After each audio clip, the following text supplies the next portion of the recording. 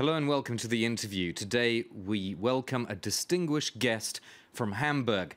Joseph Joffe is the publisher-editor of Die Zeit, a major German weekly. He's a frequent guest on German and US media and also a fellow at the Hoover Institution at Stanford University, where he also teaches international politics. Mr. Joffe, thank you very much for joining me on France 24. I wanted to start by asking you what you made of that visit of Emmanuel Macron to Berlin earlier this week, his first as French president. Do you sense a new beginning? Look, these are the old story of Germany and France. The two countries that are very close geographically, but quite apart culturally and politically. And it's a familiar litany. But let me just mention a few of them. First of all, there's an asymmetry of power. France has been down, and Germany is up. If you just look at the economic data for many years. So second, there are these cultural issues. France is centralized. Germany is federalized. France is a statist economy, étatiste, as you call it. Germany is more in tune with free markets and deregulation.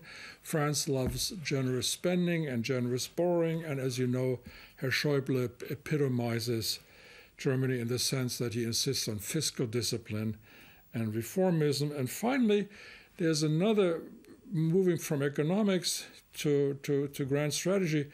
France has been and remains a military power, whereas Germany is not. And so Germany, unlike France, is very unwilling to use force, though it is no longer Clausewitz's country, the famous line about war being the continuation of policy with other means. So these are some cultural differences which make it difficult for every government, Merkel or Hollande or Macron, you name it, for that couple to turn a love affair into an intensive marriage.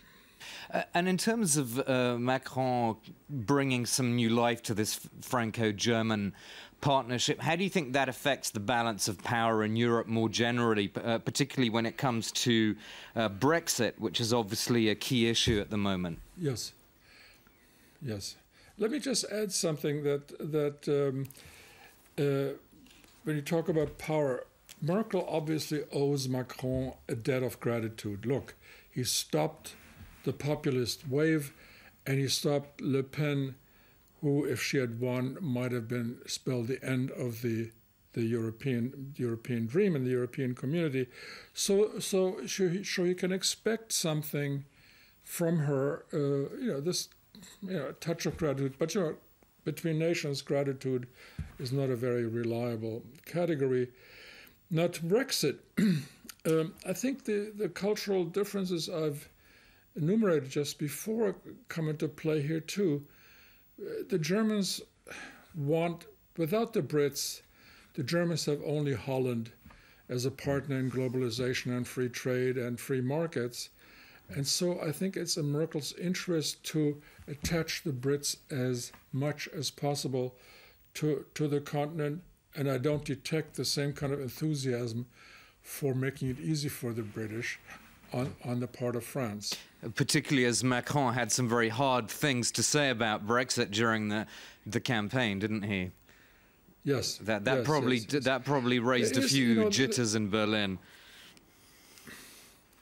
Yes. But, Merkel has a poker face. She never lets on what she feels. But there's a larger issue, if I may add that. Look, the big issue for the West and for France and Germany is, it's not economic nationalism versus economic globalism. And evidently, Germany is more on the globalization part of the scale, and France is not. So that adds another conflict. But having said that, I think the two of them will work very hard to at least reestablish part of that intimate relationship of the 50s, 60s, and 70s, all the way to Helmut Schmidt and Giscard d'Estaing. And they both dream of returning to that kind of closeness, I think. That relationship is obviously going to be crucial to how Europe handles Donald Trump, the US president. He's going to make his G7 and NATO debuts very soon. Do you think he'll be entering hostile territory, or has he already sort of smoothed things over to some degree since he was elected? Well, to some degree, yes. The answer is yes. He no longer talks about NATO being obsolete, but he now calls the best alliance we've ever had. And the threats have gone out of the game. You know, the threats about either you pay up or we pull out. So, but when I observe the Europeans as they face this man, there's a little bit, I feel they're like a chicken coop, you know, looking at the fox. They can't quite figure out what to do. And I think they decided to play nice to him, not to provoke him. And in order to save the relationship. So in other words, I don't expect, you know, because of Trump, there will be a surge in European integrationism, let alone that Europe decides that we will take care of our own defense. You don't think there'll be a surge of EU integrationism? Did I hear that right? Yeah. Well, we're not talking about, we're talking especially about the defense side. Look, the Europeans have been talking about a common defense since 1954, way back, 2 generations back. This was the so-called European Defense Community, which came to grief in the Assemblée Nationale. And ever since they've been talking about a common defense, but the problem is that there's nobody who would lead this in Europe, nor is there anybody whom the others would accept as a leader. So it's always been so much easier to outsource European security to the United States. And something very, very catastrophic would have to happen before Europe picks up the pieces and organizes its own defense. Yeah, so essentially you're saying it's status quo. You don't see for the moment a real change in terms of how Europe will respond to Donald Trump, but when it comes to defense matters. Well, but, sorry, yes, go on. No, but I mean, they've already responded, but you know to whom? They've responded to Putin. And so all over Europe, defense expenditures are going up, even in Germany, which only spends about 1.2% of GDP on defense, whereas France, by the way, spends a lot more, 2%. And the Germans have agreed to put a battalion forward into the Baltic states, and now they are going to buy more tanks, etc. So, but I thought that precedes Trump, and started kicking in, you know, after the Ukraine, after the Crimea.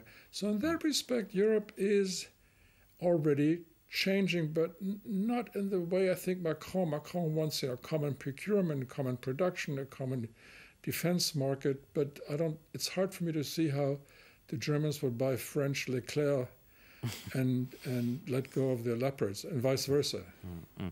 I want to ask you a question specifically on Donald Trump and his domestic turmoil at the moment. Of course, you've written op-eds related to him. You made a controversial remark on German television, which was picked up in the US. Don't remind me, please. Okay. No, I was going to come not onto that specifically, but this latest turmoil in the over the FBI and so on. What do you think it would take for, you know, Republicans to actually break ranks? Because some people have compared the situation with Watergate, but it seems much too early to make that parallel with Watergate, doesn't it?